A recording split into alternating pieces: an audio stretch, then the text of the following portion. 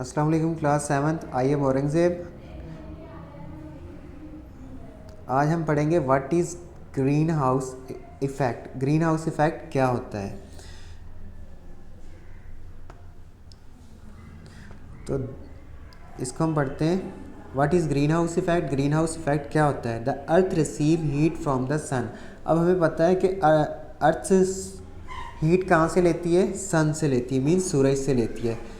अब सन से हम एक तो लाइट ले रहे होते हैं, लाइट के साथ क्या आ रही होती है, हीट भी आ रही होती है।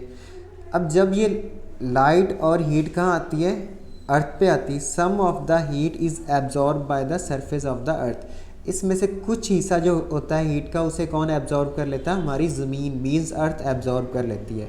When surface of the earth is heated, अब जितनी इसको हीट चाहिए होती है वो उसको एब्जॉर्ब कर लेती है। उसके बाद जब ये हीट अप हो जाता है, it release some of heat back into the atmosphere. इसमें से कुछ हीट को वापस एटमॉस्फेयर में भेज देती है। अब ये हीट क्या करेगी, पहले उससे टकराएगी अर्थ सरफेस से, इसको हीट अप करेगी। अब जब जितनी एब्जॉर्ब करनी थी हीट अर्थ ने वो कर ली, उसके बाद ये बाकी की क्या करेगी, हीट को वापस भेज देगी। Some of heat back into the atmosphere as radiation. अब ये हीट जो वापस जाएगी एटमॉस्फेयर में, वो किस फॉर्म में जाएगी, रेडिएशंस की फॉर्म में जाएगी। Some gases in our atmosphere stop them.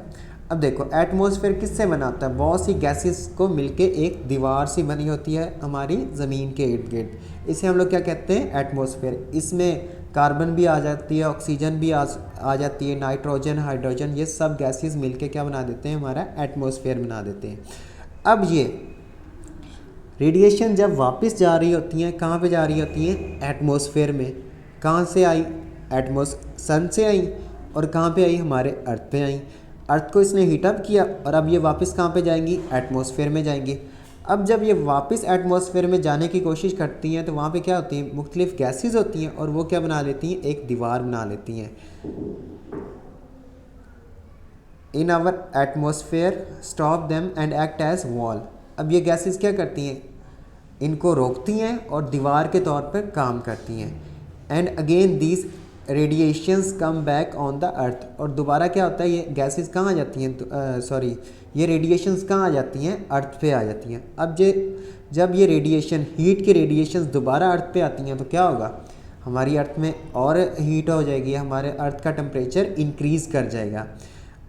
And increase its temperature, और ये क्या करती है, हमारे टेम्परेचर को इंक्रीज़ कर देती हैं। This process is called green house effect. इसे हम कहते हैं ग्रीन हाउस इफेक्ट।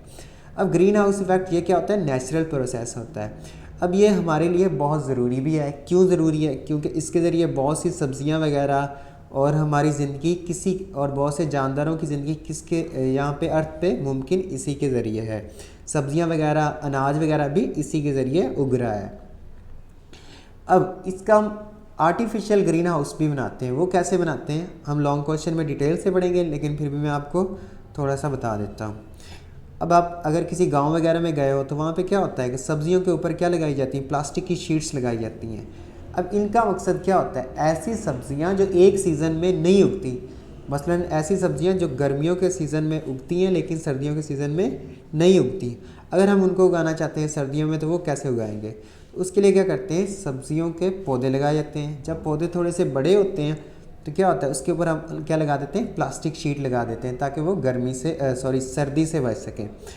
अब जब सूरज की रेडिएशंस या हीट आती है किस में, सब्जियों पे पड़ती है, तो वो किसको क्रॉस करती है, उस प्लास्टिक शीट को क्रॉस करके अंदर आएगी। उसके बाद जब ये हीट अप कर देगी सब्जियों को तो ये कहाँ जाएंगी, रेडिएशंस वापस जाने की कोशिश करेंगी। लेकिन जो वो प्लास्टिक शीट होती है वो क्या करती है, एक वॉल के तौर पर एक्ट करती है और वो उनको वापस नहीं जाने देती, जिसकी वजह से क्या होता है, सब्जियों के अंदर टेम्परेचर क्या होता है, इंक्रीज़ कर जाता है, जिसकी वजह से हम ये सब्जियां हासिल कर सकते हैं। उम्मीद है आपको इस क्वेश्चन की समझ आ गई होगी। आपने इस क्वेश्चन को लर्न करना है और अपनी कॉपीज़ पे राइट करना है। शुक्रिया।